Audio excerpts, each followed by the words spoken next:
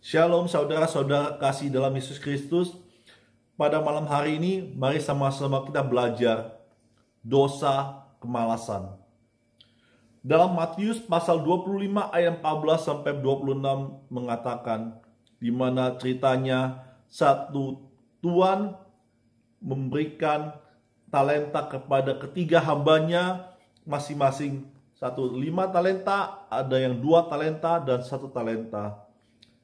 Dan tuannya itu pergi ke suatu tempat yang jauh, maka yang hambanya yang memiliki 5 talenta dan 2 talenta itu bekerja untuk melipat gandakan uangnya. Yang 5 talenta mendapatkan 5 talenta lagi, yang 2 talenta mendapatkan 2 talenta lagi. Oleh sebab itu pada saat tuannya pulang, tuannya sangat senang karena hambanya yang setia ini sudah melipat gandakan uangnya. Maka tuannya itu berkata, apabila kamu bisa dipercayakan dalam hal yang kecil, maka saya akan percayakan padamu hal yang besar. Tapi dengan hamba yang diberi 1 talenta itu, dia menanam talentanya itu di dalam tanah. Oleh sebab itu pada saat tuannya pulang, tuannya sangat marah. Tuannya berkata, hai engkau hamba yang jahat dan malas. Kenapa dikatakan hamba yang jahat dan malas? Ternyata orang yang malas itu biasanya jahat. Contohnya, kalau kita terlambat datang gereja, maka akan dia cari alasan, apakah jalan macet lah, apa anak belum bangun lah, mencari alasan macam-macam untuk menutupi kemalasannya. Oleh sebab itu, pada malam hari ini saya mengajak saudara-saudari yang kekasih dalam Yesus Kristus untuk belajar dari Raja Daud karena kemalasannya. Dalam kisah 2 Samuel pasal 11 ayat 1 sampai 27. Kisah ini menceritakan di masa orang lagi berperang, Raja Daud malah nyantai-nyantai di atas rumah. Sambil karena kemalasannya, dia melihat-lihat, ternyata dia nampak ada seorang gadis cantik yang lagi mandi. Karena dia melihat gadis yang lagi mandi itu sudah jatuh ke dalam dosa pornografi. Karena nafsunya sudah gak tertahankan, maka dia merayu cewek itu, yaitu Batseba, untuk tidur dengannya. Lalu karena dia seorang raja, maka Batseba gak bisa buat apa-apa. Akhirnya dia tidur dengan raja. Maka Daud sudah melakukan yang kedua adalah dosa perzinahan.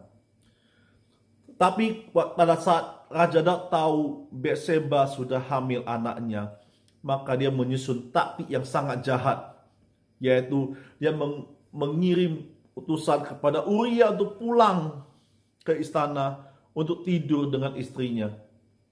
Tapi karena Uria adalah seorang jenderal yang sangat setia, baik kepada raja maupun kepada teman-teman, maka Uria nggak mau. Bahkan Raja Daud mencari cara supaya dia mabuk sampai dikasih minuman keras. Itu pun Uria dia tetap nggak mau pulang ke rumah karena dia menghargai nyawa teman-temannya. Karena Uria nggak mau mendengarkan apa yang dikatakan raja, maka Raja Daud sangat geram.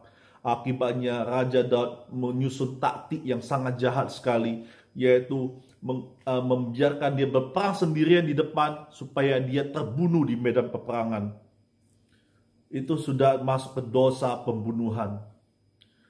Setelah Uria meninggal, maka Raja Daud dia mencari muka dengan berkata kepada rakyatnya supaya karena Uria jenderal kita yang sudah tewas di medan peperangan, maka sebagai raja maka dia mau lindungi, mau jaga istrinya Batseba untuk diangkat menjadi istri.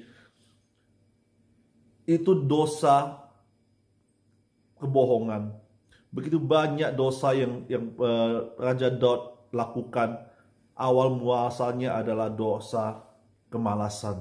Begitu berbahayalah dosa. Malas itu bisa memunculkan dosa-dosa yang lain. Oleh sebab itu, hai saudara-saudara yang kasih dalam Yesus Kristus, dalam Amsal 13 ayat 4, hati si pemalas penuh keinginan, tapi sia-sia. Sedangkan hati orang rajin diberi kelimpahan. Orang yang malas tidak akan mendapatkan apa-apa. Malah Tuhan sangat benci banget sama orang yang malas. Oleh sebab itu, mari saudara-saudara kasih dalam Yesus Kristus, jangan menjadi orang malas. Tetap semangat di dalam Yesus Kristus. Jadikanlah kita sebagai contoh bagi teman-teman kita. Amin.